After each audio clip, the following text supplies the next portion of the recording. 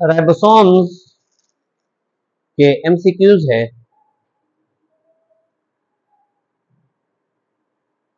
अच्छा, पहला एमसीक्यूज मेरे ख्याल से मिस हुआ है। सेकंड नंबर एमसीक्यूज की तरफ चलते हैं। Ribosomes are compose of, ribosome किस चीज से बना है? डीएनए एंड प्रोटीन से। बी नंबर ऑप्शन है RNA and protein. C number lipids and carbohydrates. D number option है प्रोटीन्स एंड कार्बोहाइड्रेट। राइबोसोम जो है मेनली बना होता है आरएनए और प्रोटीन से। तो सेकंड नंबर एमसीक्यूज का आंसर है वो है आरएनए और प्रोटीन।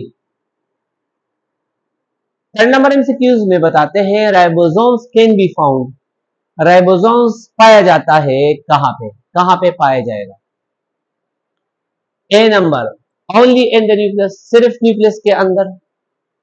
बी नंबर ऑप्शन है in the cytoplasm and on the endoplasmic reticulum, cytoplasm के अंदर राइबोसोम पाया जाता है और एंडोप्लाज्मिक रेटिकुलम के ऊपर। यहां पे बात हो रही है rough endoplasmic reticulum. C number only in the mitochondria, क्या ये माइटोकॉन्ड्रिया के अंदर पाया जाता है? सिर्फ माइटोकॉन्ड्रिया के अंदर। D number only on the cell membrane, सिर्फ सेल मेम्ब्रेन में पाया जाता है, सेल मेम्ब्रेन के ऊपर। राइबोसोम पाया जाता है साइटोप्लाज्म में भी और एंडोप्लाज्मिक रेटिकुलम में। माइटोकॉन्ड्रिया के अपने राइबोसोम्स होते हैं, लेकिन यहाँ पे जो बेस्ट आंसर है वो है हमारे पास in the cytoplasm and on the endoplasmic reticulum. तो थर्ड नंबर एमसीक्यूज का आंसर क्या बना? बी। फोर्थ नंबर एमसीक्यूज में बताते हैं which part of the cell is known as the site of ribosome assembly. कहते हैं कि सेल का कौन सा पार्ट है जहां पे राइबोसोम बनते हैं? ठीक है, समझिए इसकी। ए नंबर ऑप्शन है न्यूक्लियस। बी नंबर ऑप्शन है nucleolus. C number Golgi apparatus. D number mitochondria. अच्छा, तो हमारे पास इसका आंसर क्या बना? इसका आंसर है न्यूक्लियोलस। जब न्यूक्लियस आता है न्यूक्लियोलस आता है तो बेस्ट आंसर न्यूक्लियोलस है, क्योंकि न्यूक्लियोलस के अंदर ही राइबोसोम बनते हैं। अगर न्यूक्लियोलस ऑप्शन नहीं है तो फिर आपने न्यूक्लियस लगा है।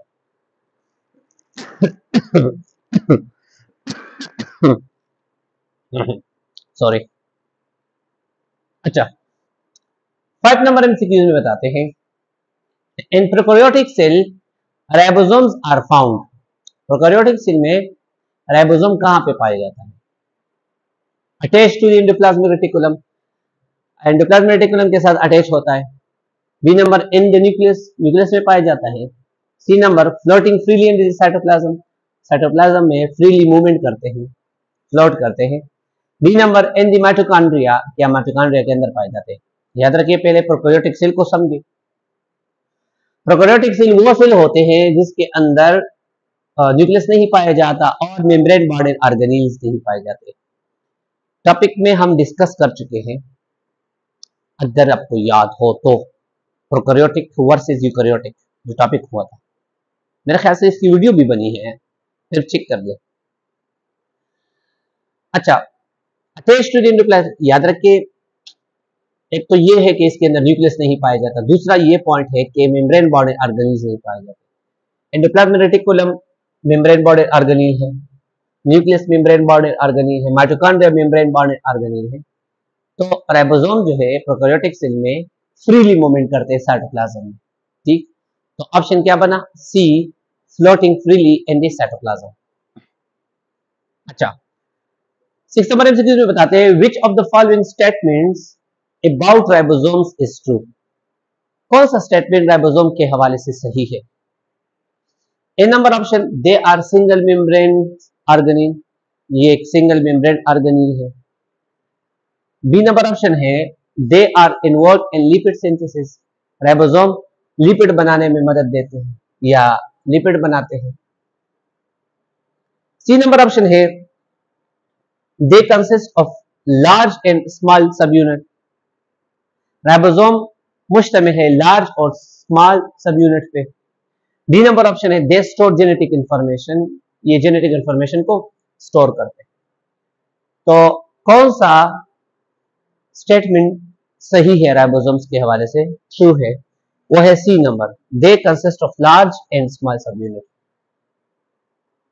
लार्ज और स्मॉल सब यूनिट राइबोसोम्स में पाए जाते हैं। 6 नंबर एमसीक्यूज का आंसर सी। 7 नंबर एमसीक्यूज में कहते हैं the large and small sub units of eukaryotic ribosomes are.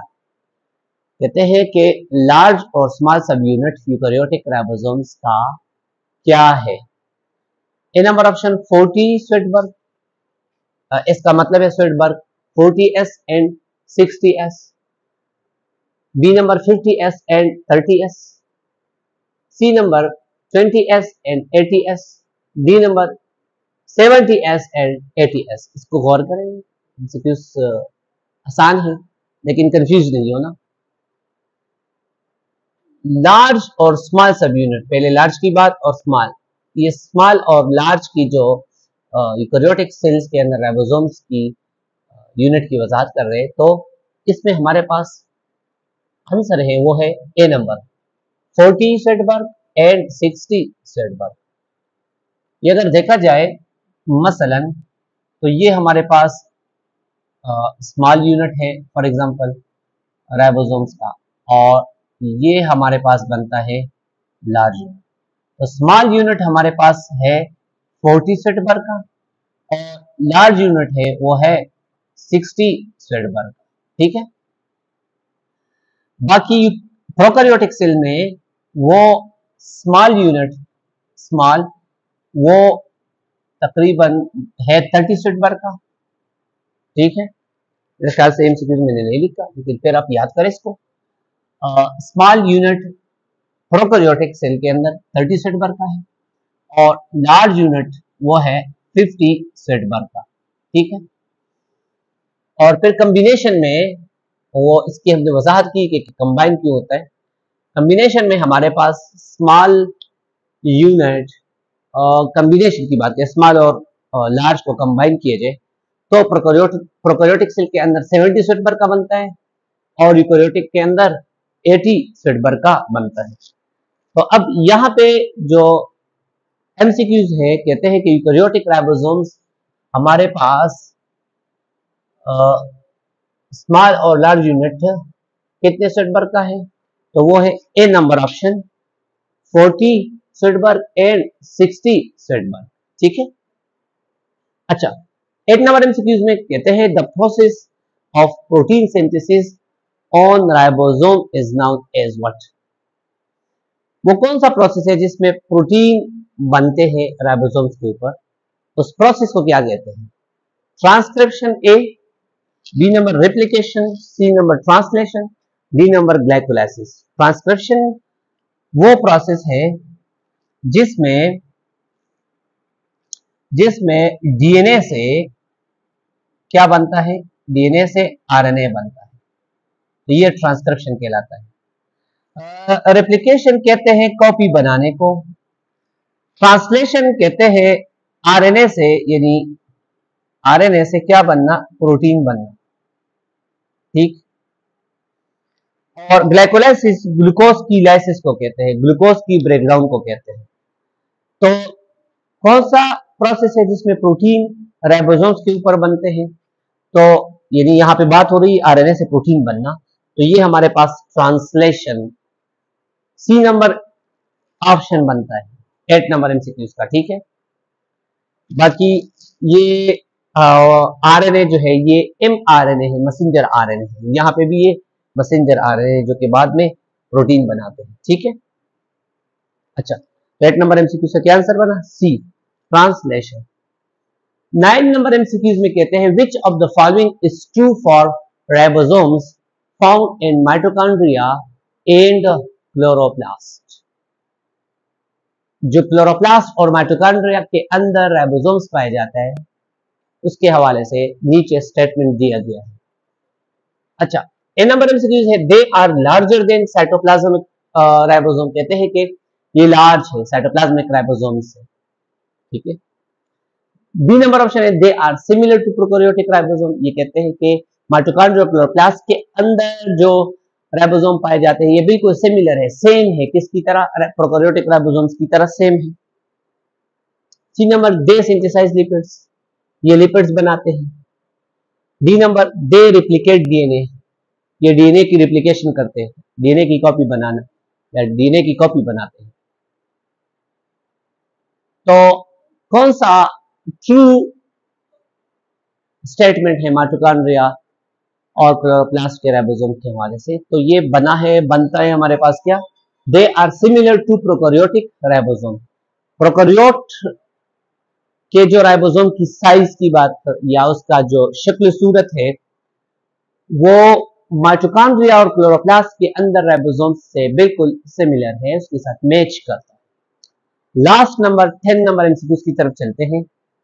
Free ribosomes in the cytoplasm are primarily responsible for synthesising. जो फ्री राइबोसोम्स है साइटोप्लाज्म के अंदर फ्रीली मूवमेंट करते हैं, क्या बनाते हैं, रिस्पांसिबल। ए नंबर ऑप्शन है proteins destined for secretion, protein. B number option है माइटोकॉन्ड्रियल प्रोटीन, माइटोकॉन्ड्रियल प्रोटीन बनाते हैं। सी नंबर साइटोप्लाज्मिक प्रोटीन बनाते हैं। D number nuclear protein. तो 10 नंबर एमसीक्यूज का जो आंसर है वो है साइटोप्लाज्मिक प्रोटीन। जो फ्री राइबोसोम्स है वो साइटोप्लाज्मिक प्रोटीन बनाते हैं। ठीक, चले नेक्स्ट टॉपिक की तरफ चलते हैं।